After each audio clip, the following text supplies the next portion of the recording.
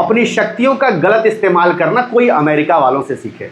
और साथ ही साथ इनसे बड़ा झूठा तो पूरी दुनिया में कोई नहीं है। मतलब ये लोग डर डैश डैश डैश है भाई, लिटरली में ये लोग हैं। मतलब इन्होंने ईरान पे क्यों हमला किया, इसको लेकर ये लोग क्या लॉजिक दे रहे थे कि भाई हम वहां पे खामनेई को मारेंगे, उसको सत्ता से हटाएंगे, वहां पे शासन परिवर्तन करेंगे ताकि लोग वहां के खुली हवा में सांस ले सके। क्या वाकई में ये लोग ईरान के लोगों के लिए इतना ज्यादा चिंतित थे? बिल्कुल नहीं। इनका तो मेन मकसद ही कुछ और था, और जो इनका मेन मकसद था वो कहीं ना कहीं पूरी दुनिया जान रही थी। लेकिन लास्टली अब इनके मुंह से भी निकल ही गया कि आखिर इनका मकसद क्या है ईरान पे हमला करने के पीछे। और ये जो इनके मुंह से निकला, ये जो इन्होंने कबूलनामा किया, वो इनके एक ऑफिशियल हैं, इन्होंने कर दिया भाई कि हम चाहते क्या हैं। इनका नाम है जेरोड एजेंट। इन्होंने ही भाई साहब यह बयान दिया कि अमेरिका का मकसद है ईरान के सारे ऑयल फील्ड पर कब्जा करना। तो यहीं से आप लोग समझिए कि ये जो अमेरिका नामक एक दीमक है वो किस तरीके से अपने सुपर पावर होने का गलत फायदा उठा रहा है। ये पूरी दुनिया को ये दीमक चाट रहा है, धीरे धीरे पूरी दुनिया को चाट रहा है। आप अगर याद रखे होंगे, इराक पे जो इन्होंने हमला किया था, सद्दाम हुसैन को जो इन्होंने फांसी पे टांगा था, क्या लॉजिक दिए थे शुरुआत में ये लोग? शुरुआत में दुनिया को ये लोग यह बोले थे कि इराक के पास केमिकल वेपन है और इस कारण से इस पे हमला करना बहुत जरूरी है, वरना ये पूरी दुनिया पे हमला कर देगा, सबको बर्बाद कर देगा। पूरी दुनिया इसके बात में आ गई, बड़े बड़े जो पावरफुल देश थे, शक्तिशाली, वो सब इसकी बात में आ गए। इसने हमला किया, वहां पे कोई केमिकल वेपन नहीं मिला भाई। इन्होंने फांसी टांग दिया सद्दाम हुसैन को, वहां का जो शासक था। बाद में पता क्या चलता है, वहां के ऑयल रिजर्व पे कब्जा करना इनका मेन मकसद था। हाल ही में वेनेजुएला के जो राष्ट्रपति थे मादुरो, उसको उठा लिया इन्होंने। वहां पर भी इनका मेन मकसद क्या था, वहां के ऑयल फील्ड पे कब्जा करना, और ये कर ही रहे, कर भी लिया है अपने तरीके से। अब ये लोग उस ऑयल का इस्तेमाल करेंगे, बेचेंगे, अपने लिए इस्तेमाल करेंगे। और अब यहां पे ईरान के साथ क्या हुआ, वही हुआ जो ये करते आए हैं। यहां पर भी मकसद क्या है, इनके ऑयल फील्ड पे कब्जा करना। तो चलिए जरा इस पूरे टॉपिक को विस्तार से समझते हैं और यह समझने की कोशिश करते हैं कि भैया ऑलरेडी जब तुम्हारे पास इतने ऑयल फील्ड के भंडार हो गए, तुम्हारा अपना भी है, दूसरे देशों पे जो कब्जा कर रखा है वो भी है, तो फिर अब ईरान पे हमला करने का, इसके ऑयल फील्ड पे कब्जा करने का क्या मकसद है, क्या मतलब बनता है, सब चीज समझाएंगे विस्तार से, जरा थोड़ा बने रहिएगा।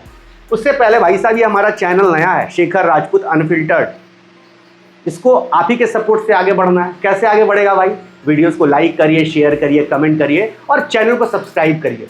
आगे बढ़ते हैं। खैर, सबसे पहले यहां पर देखिए, यहां पर ईरान के अंदर एक ऑयल फील्ड है, एक आइलैंड है जिसका कि नाम खर्ग आइलैंड है। ये खर्ग आइलैंड में जो ऑयल रिजर्व है ना, ये बहुत ज्यादा है। कितना ज्यादा है? इतना ज्यादा है कि यहां से ईरान जो कुल एक्सपोर्ट करता है, कुल जो ईरान ऑयल एक्सपोर्ट करता है उसका 90% यहीं से एक्सपोर्ट करता है, इसी खर्ग आइलैंड से एक्सपोर्ट करता है। कहां पर है ये खर्ग आइलैंड? लोकेशन देख लीजिए, ये रहा ईरान। ईरान के यहां पे नजर डालेंगे तो ये आपको छोटा सा जो आइलैंड दिखेगा, जो कि ईरान के कोस्ट से लगभग 30 किलोमीटर की दूरी पर है, ये खर्ग आइलैंड है। और बड़े काम की चीज है भाई ईरान के लिए। लेकिन अब इस पे भी नजर है अमेरिका की। ये इतना बड़ा ऑयल फील्ड है, यहां से 90% ईरान अपने कुल एक्सपोर्ट का एक्सपोर्ट करता है। तो यहां पर यूएस के इस ऑफिसर ने बोला कि भाई सबसे पहले तो मेरा मकसद है, हम लोगों का मकसद है कि हम लोग इस ऑयल फील्ड पे कब्जा कर लेंगे। पर्सियन गल्फ में है, यहां पर सब जगह इनकी सेनाएं, यहां पर पहले इनका मकसद है इस ऑयल फील्ड पे कब्जा करना। उसके बाद फिर ईरान के अंदर ये लोग फोर्स वगैरह उतारेंगे, वहां पर भी जो इंपॉर्टेंट ऑयल फील्ड होंगे उसको कब्जा कर लेंगे। तो धीरे धीरे करके ये आगे बढ़ रहे हैं। पूरा इनके दिमाग में क्लियर है कि कैसे ईरान के अंदर जो इंपॉर्टेंट ऑयल फील्ड्स है उस पर कब्जा करना है। तो ये मैं अपने मन से नहीं बोल रहा या फिर मीडिया वाले अपने मन से नहीं छाप रहे हैं, इन्हीं के ऑफिशियल का बयान है, वही वायरल हो रहा है। और ये ऑफिशियल तो ऐसी अनाप शनाप बयान देते नहीं है, जो मकसद है वो बता दिया भाई साहब। हमने वेनेजुएला की बात की थी, हाल ही में वेनेजुएला के इन्होंने प्रेसिडेंट को उठा लिया था। क्यों? क्योंकि ये इनका मकसद था वहां के ऑयल पे कब्जा करना। और फिर ट्रंप क्या बोल रहा है? ट्रंप यही बोल रहा है कि हम उस ऑयल को बेचेंगे या फिर अपने पास रखेंगे, वो यूएस की चॉइस है। मतलब ये बात तो ऐसे कर रहे हैं कि ये इनके बपौती है सारी पूरी दुनिया। ये पूरी दुनिया में जब चाहे अटैक कर देंगे, जिसको चाहे जिसके ऑयल फील्ड पे कब्जा कर लेंगे।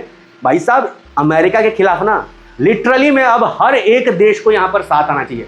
जिस तरीके से इसका रवैया है और जिस तरीके से फिलहाल इसका प्रेसिडेंट बौराया हुआ है ससुरा, इसको तो वाकई में मतलब जिस तरीके से फ्रांस एकदम इसके खिलाफ खड़ा हो रहा है ना, उसी तरीके से अन्य देशों को खड़ा हो जाए, एकदम यूनाइट हो जाओ ससुराल के खिलाफ, कुछ नहीं कर पाएगा ये खुद इनकी इकोनॉमी बहुत खराब है भाई। अपनी इकोनॉमी को बचाने के लिए ये वॉर करते हैं, हथियार उससे बेचते हैं। मतलब देखिए, ये वॉर जानबूझ के छिड़वाते हैं, क्यों? ताकि ये अपने हथियारों को बेच सके। दुनिया का सबसे बड़ा मैन्युफैक्चरर है हथियारों का, तो पहले वॉर छिड़वाएगा, उससे हथियार बेचेगा। वॉर छिड़वा के इसको फायदा यह मिला कि वहां के जगहों को कब्जा कर लेगा, ऑयल फील्ड को कब्जा कर लेगा। इसके बाद जब वॉर खत्म हो जाएगा तो फिर उस कंट्री के अंदर घुसेगा, वहां पर कंस्ट्रक्शन वगैरह काम करेगा, वहां पर भी इसकी कंपनियां रहेंगी और वहां पे अपने हिसाब से शासन करवाएगा। तो आप समझ सकते हैं कि ये कितना बड़ा चाल चलता है पूरी दुनिया में, अपने सुपर पावर का होने का फायदा कितना ज्यादा उठाता है। खैर, अब सवाल यह उठता है कि ईरान के ऑयल फील्ड पर ये क्यों कब्जा करना चाहता है, क्या मकसद है? तो यहां पर जो कुछ मकसद लिखे उसको आप लोग समझिए, फिर और भी मकसद है उसको भी समझाएंगे। सबसे पहले, to curb funding for regional activities, जैसे कि ये जो ईरान के कई सारे प्रॉक्सीज ग्रुप्स हैं, जैसे कि हमास वगैरह को ये हथियार वगैरह देता है, हौती जो विद्रोही है उसको ये हथियार वगैरह देता है, और ये लोग हमला करते रहते हैं, इसराइल के ऊपर हमला कर दिए। जो यूएस इसराइल के अच्छे देश है जिनके साथ उनके अच्छे संबंध है, वो लोग उनके जब शिप पर्शियन गल्फ पे जाते हैं तो उस पर ये लोग हमला कर देते हैं। तो इस तरीके से ईरान उन प्रॉक्सी ग्रुप्स को हथियार देकर क्या करता है, अपने हिसाब से काम करवाता है। तो उनको फंडिंग देने का जो काम करता है ईरान, वो कहाँ से करता है? इनके पास ऑयल रिजर्व है, उस ऑयल को ये लोग बेचते हैं और उससे जो पैसा आता है देते हैं इन प्रॉक्सी ग्रुप्स को। तो उसी कारण से जो रीजनल ये जो एक्टिविटी करवाता है इन ग्रुप्स के जरिए, जो भी आतंकवाद फैलाता है, उसको ये लोग बहुत हद तक यूएस कंट्रोल में ला पाएंगे। इस कारण से इनका कहना है कि ये ऑयल फील्ड पे कब्जा कर रहे हैं। भाई, ऑयल फील्ड पे कब्जा करने से कंट्रोल में आ जाएगा, इससे बढ़िया है कि तुम अपने मतलब की सरकारी बनवा दो, वो ऑयल फील्ड उनको उनके कंट्रोल में रखो। भाई, वो लोग बेचेंगे, उस कंट्री का हक है, लेकिन भाई कुछ तो लॉजिक देना है इनको, ये लॉजिक दे रहा है। इसके अलावा स्ट्रेटेजिक कंट्रोल, ये बहुत बड़ा रीजन है भाई, स्ट्रेटेजिक कंट्रोल एंड इन्फ्लुएंस। जी हाँ, उस रीजन पे स्ट्रेटेजिक कंट्रोल इनका होगा, इन्फ्लुएंस इनका बढ़ेगा मिडिल ईस्ट में और ज़्यादा, ऑलरेडी इनका है, लेकिन ईरान तो इनकी बात सुन नहीं रहा था। अब ईरान पे भी जब कब्जा कर लेंगे तो पूरे रीजन में इनका जो इन्फ्लुएंस है, जो दादागिरी है, वो और भी ज़्यादा बढ़ जाएगा। ग्लोबल एनर्जी मार्केट पे इनकी जो पकड़ है, मिडिल ईस्ट में जो इनकी पकड़ है, वो बहुत ज़्यादा बढ़ जाएगी। तो ये बहुत बड़ा रीजन है। अगले रीजन की बात करें, एंश्योरिंग एनर्जी मार्केट स्टेबिलिटी। जी हाँ, एनर्जी जो मार्केट है उसकी स्टेबिलिटी तो कम ये इंश्योर करेंगे, लेकिन अपनी स्टेबिलिटी ज़्यादा ये इंश्योर करेंगे, क्योंकि ऑयल फील्ड पे यहाँ पर भी कब्जा कर लेंगे ये लोग। अब यहाँ से भी ऑयल बेचेंगे, ईरान से भी ऑयल बेचेंगे, ऑयल फील्ड ईरान का, पैसा कौन कमाएगा? ये कमाएंगे। तो स्टेबिलिटी तो आएगी, लेकिन अनस्टेबिलिटी अभी कौन लाया? तुम ही लाए हो। एक तो ईरान पे तुम सैंक्शन लगा दिए, उस कारण से वो सब देशों को डायरेक्टली नहीं बेच रहा अपने ऑयल, चोरी छिप के बेच रहा, जो देश भी खरीद रहा है तुम्हारे सैंक्शन के डर से। तो इनस्टेबिलिटी भी तुम लाए, ऊपर से युद्ध कर दिए, उससे और ज़्यादा इनस्टेबिलिटी आ गई, क्योंकि जो गल्फ ऑफ हॉर्मुज है उस पर कहीं ना कहीं ईरान जो है बम्बार्डिंग कर रहा है वहाँ पर जो भी ऑयल टैंकर्स हैं, तो इस कारण से ऑयल की सप्लाई वहाँ पे नहीं हो पा रही है। तो इनस्टेबिलिटी तुम ही ला रहे हो और आप बात कर रहे हो स्टेबिलिटी की। लेकिन एक कारण की बात करें तो ये भी एक कारण है भाई। उसके अलावा ये बहुत बड़ा कारण, ये भी benefit to US domestic oil industry. इससे यूएस की जो डोमेस्टिक ऑयल इंडस्ट्री है उनको भाई साहब बहुत फायदा मिलेगा, और इसके साथ साथ leverage against the other Nations के खिलाफ जो है इनको लेवरेज बहुत ज़्यादा मिल जाएगा। जैसे कि मान लीजिए चाइना कहाँ से ऑयल खरीद रहा है? ईरान से ऑयल खरीद रहा है। यूएस धमकी दे रहा है, फिर भी चाइना वहीं से ऑयल बहुत ज़्यादा खरीद रहा है। रसिया से ऑयल खरीदा, अभी ये ईरान की ऑयल फील्ड पे कब्जा कर लिए।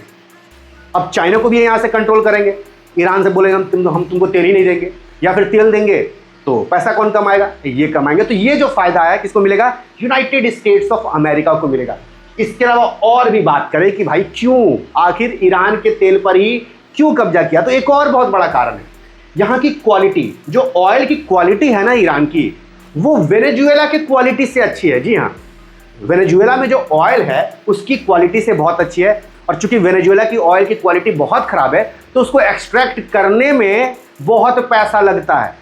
अब क्वालिटी खराब है तो बहुत सारे एक्स्ट्रा इक्विपमेंट लेंगे, प्रोसेस बहुत डिफिकल्ट हो जाएगा, और इस कारण से कॉस्टिंग बढ़ जाएगी।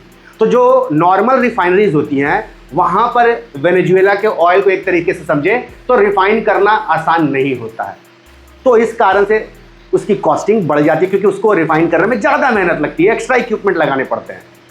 तो ये भी एक कारण है कि इसकी जो क्वालिटी है वो कहीं ना कहीं अच्छी है वेनेजुएला से। इस कारण से ये भी एक दिमाग में कि चलो भैया वेनेजुएला पे तो हमारा कब्जा हो ही गया है, यहाँ पर भी कब्जा कर लेते हैं। अब यहाँ पर देखिए इस मैप, इस फिगर को और समझिए। यहाँ पे 3 देशों का ऑयल का एक सैंपल है।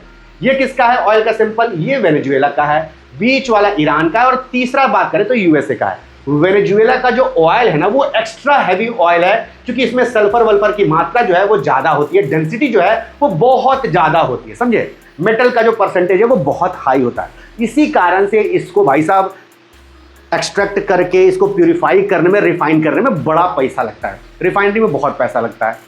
ईरान की बात करें तो ये मीडियम डेंसिटी का होता है, विस्कोसिटी मीडियम होती है, सल्फर कंटेंट इससे बहुत कम होता है, और मेटल भी इससे कम होता है। इस कारण से क्या है, ये रिफाइनरी फ्रेंडली होता है, आसानी से बढ़िया से रिफाइन हो जाता है। और इससे बात करें तो बैलेंस प्रोडक्ट्स बड़े आसानी से बन जाते हैं, जैसे कि डीजल हो गया। इसके जो डीजल बनते हैं उसकी वैल्यू बहुत ज़्यादा हाई होती है, कैलोरीफिक वैल्यू बोल लें बहुत हाई होती है। इससे जो जेट इंजन्स भी बनते हैं उनके भी कैलोरीफिक वैल्यू अच्छी होती है, हाई होती है। तो इस कारण से ईरान के ऑयल बड़े अच्छे माने जाते हैं। उसके बाद बात करें यूएस का ऑयल, तो इसका भी ऑयल ईरान के भी ऑयल से अच्छा होता है। लेकिन अपने ऑयल रिजर्व को तो बचा के रखना है भाई साहब, अपना ऑयल रिजर्व क्यों खर्च करेंगे फ्यूचर के लिए? इस कारण से जब तक ताकत है उसका फायदा उठाओ, दूसरे देशों पे क्या करो, अटैक करते रहो, उनके ऑयल फील्ड को कब्जा करते रहो, उनको बेचते रहो, और अपना भी थोड़ा थोड़ा करके बेचो। इनके पास ही बहुत भंडार, लेकिन थोड़ा थोड़ा करके बेचेंगे। तो ये समझ रहे कितना बैलेंस ऑफ पावर कर रहा है अमेरिका अपनी शक्तियों का, किस तरीके से गलत इस्तेमाल कर रहा है कि हम तुम पे कब्जा करेंगे, तुम्हारा ऑयल बेचेंगे, अपना धीरे धीरे बेचेंगे, बचा के रखेंगे। तो ये रहा यूएस का ऑयल। ये देखिए तो बहुत लाइट होता है, विस्कोसिटी लो होती है, सल्फर कंटेंट बहुत ही कम होता है, और मेटल भी बहुत कम होते हैं, तो बहुत आसानी से ये रिफाइन हो जाता है। और इसके ऑयल से गैसोलीन, जेट फ्यूल्स बड़े आराम से बनाए जाते हैं और खूब बिकते हैं। तो ये एक कंपेरिजन है जिससे आपको समझ में आएगा कि हर जगह जो क्रूड ऑयल निकलता है ना वो सेम नहीं होता है भाई। क्रूड ऑयल सेम नहीं होता है, अलग अलग होता है। कुछ क्रूड ऑयल्स बहुत आसानी से रिफाइन हो जाते हैं, कुछ क्रूड ऑयल को रिफाइन करने में नानी दादी याद आ जाती है। अब यहाँ पे ईरान पे हमला करने के पीछे का रीजन है कि यहाँ पे आपको समझ में आएगा। दुनिया में सबसे बड़े तेल भंडार पर नजर डालें तो भाई साहब वेनेजुएला के पास, इस पे तो कब्जा हो ही चुके हैं, लेकिन इसका क्या है, ऑयल कुछ ज़्यादा ही कठोर है, हार्ड है। दूसरे नंबर पे सऊदी अरेबिया है, ये तो भाई यूएसए की ही बात सुनता है, तो कोई दिक्कत ही नहीं है फिर यूएसए को। तीसरे नंबर पे ईरान, ये यूएसए की बात नहीं सुनता था, तो अब इस पे भी हमला कर दिया इसके ऑयल फील्ड को कब्जा करने के लिए। तो पहला नंबर पे जो है उस पर कब्जा किया ही हुआ है, तीसरे नंबर पे भी यहाँ पे कब्जा कर लिया है। कनाडा तो जस्ट उसके ऊपर है, कनाडा कुछ कर ही नहीं सकता, उसी के साथ चलता है। उसके बाद इराक है, इस पे भी जो है पूरा अधिकार है उनका। तो आप लोग समझ रहे हैं किस तरीके से अमेरिका अपने पावर का फायदा उठा रहा है और किस तरीके से एनर्जी को दुनिया भर की अपने कंट्रोल में कर रहा है। जी हाँ, ये तो एनर्जी का ही सोर्स है ना एक। अभी तो ईवी इंडस्ट्री डेवलप होने में बहुत टाइम लगेगा भाई, अभी लंबे समय तक ये पेट्रोल डीजल ही चलने वाले हैं, क्रूड ऑयल से ही सब काम मामला चलेगा। और कब्जा कैसे कर रहा है अमेरिका, आप लोग समझिए, बड़े बड़े ऑयल फील्ड को निगरानी में रख रहा है अपने, मतलब एनर्जी सेक्टर पे कहीं ना कहीं पूरा कंट्रोल अमेरिका यहाँ पे किए हुए है। और इसी कारण से ईरान जो कि अब तक बगावत करता हुआ था, पहले 1979 से पहले इन्हीं के अंडर में था, मैं ईरान से खूब तेल ये लोग उठाते थे, ईरान के हिसाब का यहाँ पे शासन, मतलब यूएस के हिसाब का ही शासन चलता था। लेकिन 1979 से मामला गड़बड़ा गया, तो दोबारा से ये लोग मामला सुधार रहे हैं, इस पे हमला करके, और अब तो कब्जा ही कर लेंगे, कब्जा ही कर लेंगे भाई साहब। तो ये कारण है कब्जा करने का अमेरिका का ईरान के ऑयल फील्ड पे।